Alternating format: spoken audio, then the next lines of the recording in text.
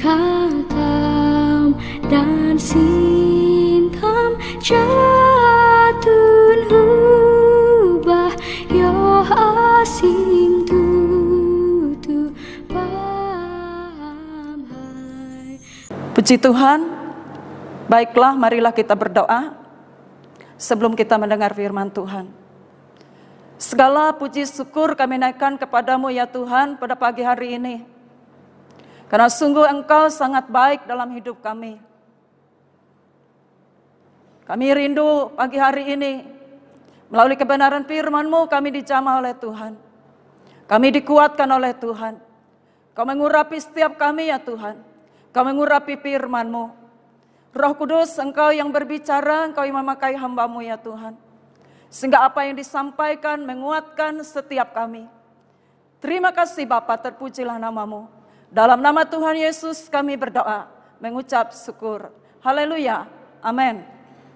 Puji Tuhan, saya sangat bersuka cita pagi hari ini. Kita bisa bersama kembali untuk merenungkan firman Tuhan, mendengar firman Tuhan. Firman Tuhan pagi hari ini saya ambil dari 2 Tawari, pasal yang ke-7, ayat yang ke-14. Saya membacakan untuk kita semua dan saya berharap kepada semua keluarga, Bapak, Ibu, Saudara yang ada di rumah, kita sama-sama membaca firman Tuhan ini. Dan umatku yang atasnya namaku disebut, merendahkan diri, berdoa dan mencari wajahku, lalu berbalik dari jalan-jalannya yang jahat, maka aku akan mendengar dari sorga dan mengampuni dosa mereka, serta memulihkan negeri mereka. Amin. Bapak, Ibu, Saudara kasih dalam Tuhan Yesus. Sekali lagi saya percaya semua Bapak, Ibu, Saudara yang ada di rumah semua sehat, semuanya baik-baik, dan tidak kekurangan sesuatu apapun yang baik dari Tuhan. Karena kita percaya kita punya Tuhan yang berjanji, yang tidak pernah meninggalkan kita. Amin. Saudaraku yang kekasih, sebagai anak Tuhan, sebagai orang yang cinta Tuhan, persoalan masalah dalam hidup, seperti keadaan yang kita hadapi sekarang, yang menimpa seluruh bangsa, bencana COVID-19 ini tidak bisa kita hindari. Tetapi yang penting, cara kita memandang setiap masalah itu dengan benar. Ibrani 12 ayat yang kedua katakan, hendaklah matamu selalu tertuju kepada Tuhan. Bapak, Ibu, Saudara kasih dalam Tuhan Yesus. Kita hidup di dunia ini digambarkan seperti ada dalam perlombaan. Ada tantangan yang kita hadapi. Ada persoalan yang kita hadapi. Ada masalah yang kita hadapi. Tetapi firman Tuhan katakan di dalam Ibrani 12 ayat yang kedua tadi, marilah kita melakukannya dengan mata yang tertuju kepada Tuhan. Saat kita menghadapi masalah, persoalan dalam hidup kita, Tuhan mau kita melihat dengan benar bahwa Tuhan itu ada, Tuhan itu hadir, Dia selalu bersama-sama dengan kita. Dia tidak pernah meninggalkan kita seperti janjinya, sesaat pun. Amin, Bapak, Ibu, Saudara. Percaya akan kehadiran Tuhan di dalam kehidupan kita. Bapak, Ibu, Saudara kasih dalam Tuhan Yesus. Firman Tuhan pagi hari ini saya beri judul, Saudara, pemulihan. Bagaimana kita mendapat pemulihan itu dari Tuhan? Bagaimana kita mendapat pertolongan Tuhan? Kelepasan itu dari Tuhan. Ya. Keadaan kita, pemulihan artinya keadaan kita kembali seperti semula. Kita bisa bekerja seperti semula. Keadaan ekonomi kita, usaha kita lancar seperti semula, tidak seperti pada saat ini. Yang kita hadapi seperti sekarang ini. Itu namanya pemulihan, dikembalikan kepada keadaan semula. Bagaimana kita mengalami itu? Pertolongan Tuhan itu dalam kehidupan kita.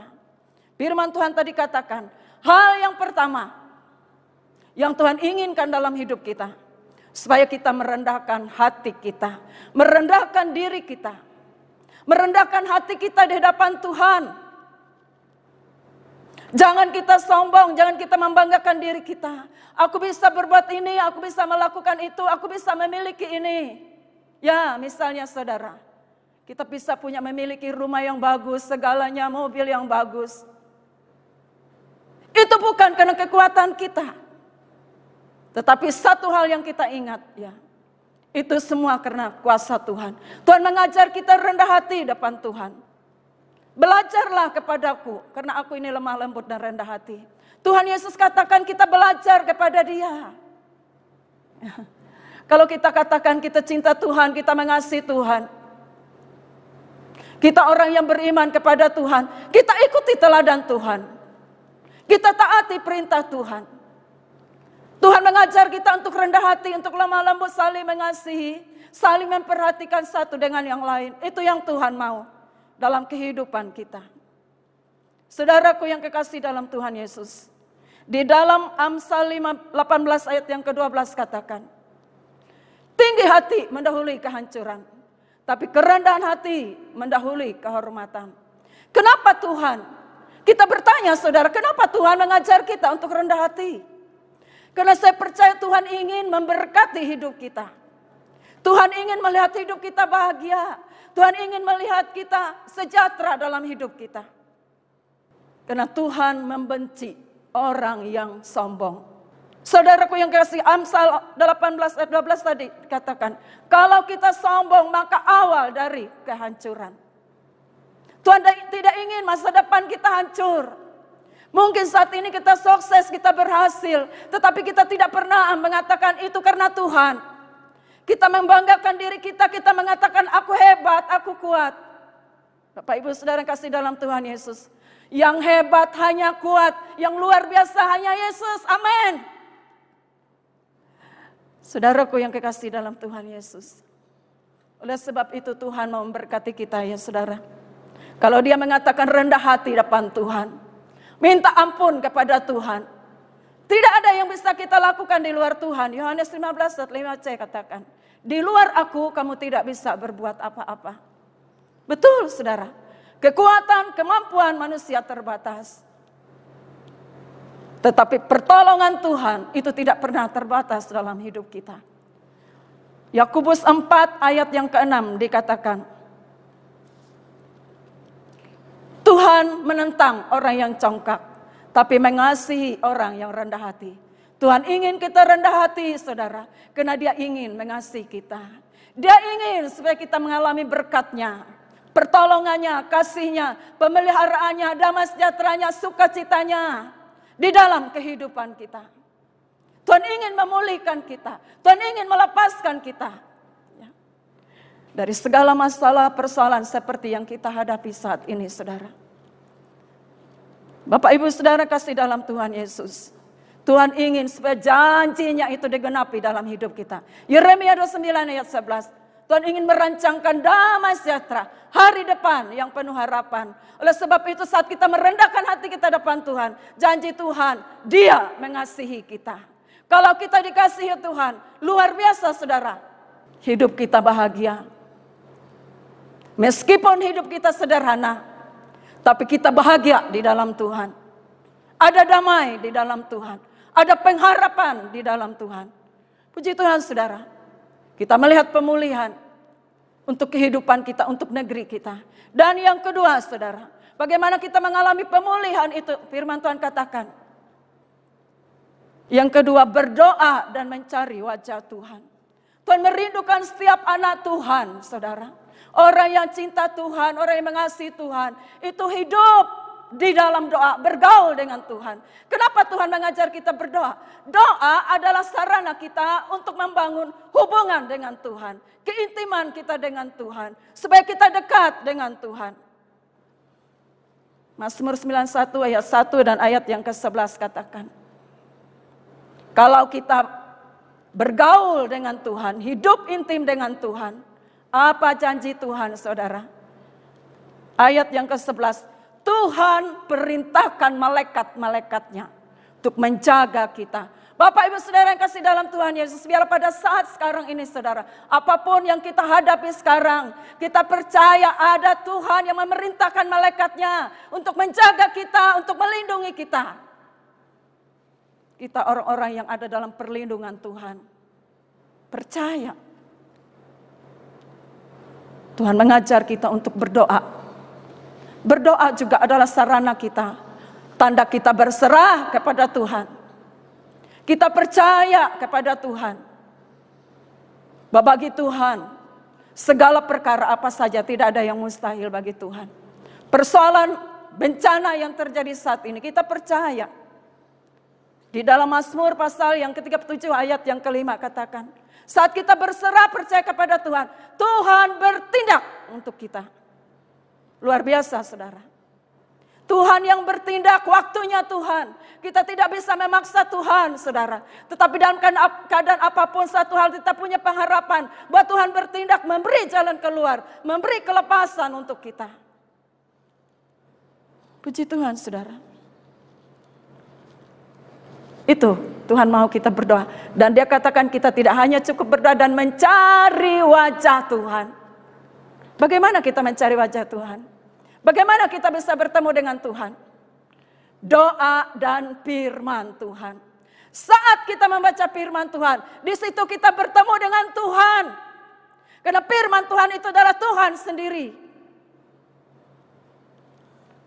Roma 10 ayat 17 katakan, banyak mendengar, iman timbul dari kita mendengar firman Tuhan. Oleh sebab itu biar firman Tuhan itu kita baca, kita renungkan, saudara. Setiap hari di dalam kehidupan kita. Mazmur 1 ayat yang kedua, saudara. Kalau kita ingin berhasil dalam hidup kita, renungkan firman Tuhan itu siang dan malam. Yosua 1 ayat yang ke-8. Perkatakan firman Tuhan itu di dalam kehidupan kita. Saudaraku yang kekasih dalam Tuhan, saya percaya firman Tuhan katakan, saat kita berseru kepada Tuhan, Mazmur 50 ayat yang ke-15, berserulah kepadaku, pada waktu kesesakanmu maka aku akan meluputkan engkau. Jadi doa itu juga sarana kita untuk memohon pertolongan dengan Tuhan. Yang pertama tadi doa adalah sarana kita untuk membangun keintiman kita dengan Tuhan. Yang kedua sarana kita untuk berserah kepada Tuhan. Dan yang ketiga kita minta pertolongan kepada Tuhan. Jadi doa itu penting. Tuhan mengajar kita berdoa dan bagi anak Tuhan, bagi orang percaya, doa itu adalah merupakan menjadi gaya hidup kita. Puji Tuhan saudara. Doa dan firman Tuhan itu adalah senjata kita. Firman Tuhan katakan pergunakanlah seluruh perlengkapan senjata Allah. Supaya kita dapat bertahan menghadapi setiap tipu muslihat iblis. Doa adalah sarana kita untuk mematahkan setiap tipu muslihat dari iblis. Seperti yang terjadi saat sekarang ini saudara. Banyak orang takut, banyak orang khawatir. Tetapi bagi kita percaya, kalau kita hidup di dalam doa, doa itu adalah senjata kita. Firman itu membuat kita kuat, membuat kita tetap teguh di hadapan Tuhan. Puji Tuhan saudara, itu yang kedua. Dan yang ketiga firman Tuhan katakan, kalau kita ingin mengalami pemulihan, pertolongan dari Tuhan. Yang ketiga firman Tuhan katakan, berbalik kepada Tuhan. Maka janji firman Tuhan, aku mendengar dari sorga. Saudaraku yang kasih, ini luar biasa sekali. Masalah yang terjadi di tengah dunia ini. Apakah Tuhan dari sorga tidak melihat? Dia melihat saudara. Dia mendengar seru doa anak-anak Tuhan. Yang merendahkan hati depan Tuhan. Maka janji Tuhan, aku mendengar dan mengampuni kesalahan mereka. Dan memulihkan negeri mereka. Bapak Ibu Saudara kasih dalam Tuhan Yesus, berbalik maksud Tuhan, kehendak Tuhan supaya semua orang bertobat. Meninggalkan kehidupan yang salah, kembali kepada kehidupan yang benar. Artinya menerima hidup baru di dalam Tuhan. Kita baru saja merayakan Paskah tentang korban Kristus. Saudaraku yang kekasih, Korban Kristus itu menyelamatkan kita dari dosa, supaya kita kembali kepada Tuhan. Saudaraku yang kekasih dalam Tuhan Yesus, mengapa Tuhan mengajar kita? Supaya kita berbalik, kita bertobat, kita tinggalkan kehidupan yang tidak berkenan. Bukan tangan Tuhan tidak kurang panjang untuk menjangkau kita, untuk menolong kita. Atau bukan pendengarannya tidak kurang tajam untuk mendengar akan seruan kita. Tetapi dosa itu memisahkan kita. Oleh sebab itu firman Tuhan katakan supaya kita bertobat, kita sadar, saudara. Untuk kembali kepada Tuhan, hidup benar di dalam Tuhan. Saudaraku yang kekasih dalam Tuhan Yesus, kita melihat keadaan terjadi sekarang. Tidak memandang negara yang hebat, negara yang besar. Semuanya tidak mampu berdiri di depan Tuhan. Tetapi kita percaya kekuatan dari Tuhan. Saat kita datang merendahkan hati kita, kita berdoa. Kita menyerah hidup kita kepada Tuhan. Hidup taat menurut firman Tuhan. Melakukan firman Tuhan itu dalam kehidupan kita. Maka janji Tuhan, Dia akan mendengar dari sorga untuk memulihkan keadaan kita. Untuk memulihkan negeri kita. Saudaraku yang kekasih dalam Tuhan Yesus. Mungkin kita pikir kita sudah bertobat, saudara. Saya sudah lahir baru dalam Tuhan. Tetapi bertobat itu adalah setiap hari, saudara. Karena kadang-kadang kita tidak sadar, saudara. Pikiran kita itu bisa membuat kita berpikir yang negatif. Tuhan tidak ingin hal itu terjadi dalam hidup kita. Tuhan mau kita tetap hidup di dalam kebenaran firman Tuhan. Berjalan di dalam jalannya Tuhan. Dosa itu memisahkan manusia dari Tuhan. Roma 6 ayat 23. Kenapa Tuhan sekali lagi mengajar kita untuk bertobat? Upah dosa adalah maut. Tapi kasih karunia Allah adalah hidup yang kekal. Oleh sebab itu Tuhan rindukan setiap anak Tuhan, setiap orang percaya. Untuk hidup di dalam pertobatan. Untuk berbuat baik, untuk melakukan yang benar.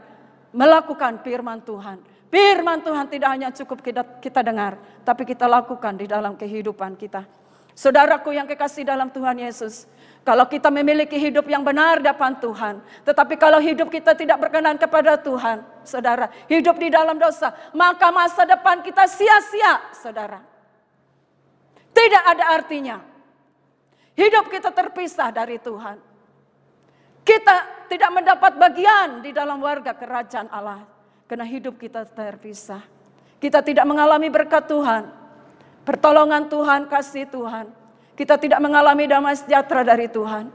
Kita tidak mengalami pemeliharaan Tuhan dalam kehidupan kita. Kalau 3 hal ini tidak kita lakukan dalam kehidupan kita. Oleh sebab itu Bapak Ibu Saudara kasih dalam Tuhan Yesus, saudara yang ada di rumah. Saudara, biarlah kita merendahkan hati kita kepada Tuhan. Aku ada hari ini karena Engkau Tuhan. Aku hidup hari ini karena kemurahan-Mu ya Tuhan. Hidup di dalam doa. Doa itu senjata kita. Untuk mematahkan sekali lagi setiap panah. Intimidasi. Tipu muslihat dari pekerjaan setan. Sehingga kita tetap berdiri teguh di dalam Tuhan. Hidup di dalam kebenaran. Maka kita layak di hadapan Tuhan. Doa kita didengar oleh Tuhan. Tuhan memberi jalan keluar. Tuhan memberi kelepasan. Tuhan pulihkan hidup kita. Tuhan memberkati hidup kita. Tuhan memberi kita kesehatan, kekuatan. Tuhan mencukupkan segala keperluan kita. Karena Dia katakan Allah kita yang menyediakan segala yang kita perlukan dalam hidup kita. Puji Tuhan saudara, 3 hal ini yang saya sampaikan. Untuk kita pada pagi hari ini, biarlah seluruh jemaat Tuhan semuanya tegar, semangat, di dalam Tuhan. Karena kita percaya Tuhan tidak pernah meninggalkan kita sesaat pun. Puji Tuhan, Tuhan memberkati kita semua. Haleluya, amin. Baik, kita berdoa. Terima kasih Tuhan, Engkau sangat baik, Engkau sangat mengasihi kami. Kami boleh mendengar kebenaran firman-Mu pagi hari ini. Firman Tuhan itu yang menguatkan kami. Engkau selalu mengajar kami ya Tuhan. Supaya kami rendah hati di depan Tuhan. Tidak ada yang kami banggakan dalam hidup kami. Kami hidup sampai hari ini. Kami ada sampai hari ini. Itu karena kemurahan Tuhan.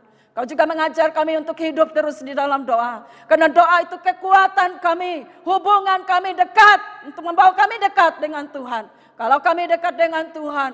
Kami dipelihara. Engkau memerintahkan berkat-Mu. Engkau memerintahkan malaikat-Mu untuk menjaga kami. Dalam segala jalan kami. Terima kasih Bapa, Engkau mengajar kami supaya kami hidup di dalam Tuhan. Hidup dalam kebenaran. Hidup baru di dalam Tuhan. Jangan kami, oh Tuhan, hidup dalam kehidupan yang tidak benar di hadapan Tuhan.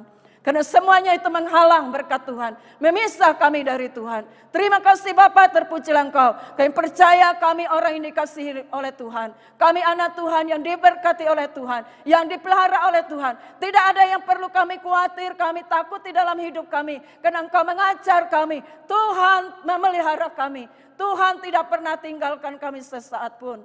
Terima kasih Bapa, terpujilah Engkau. Kami bersyukur buat hari ini, hari Minggu ini. Kami boleh memuji Tuhan, kami boleh mendengar firman Tuhan. Dan kami percaya Roh Kudus akan memeteraikan firman itu di dalam hati kami. Dalam nama Tuhan Yesus kami berdoa, mengucap syukur. Haleluya. Amin.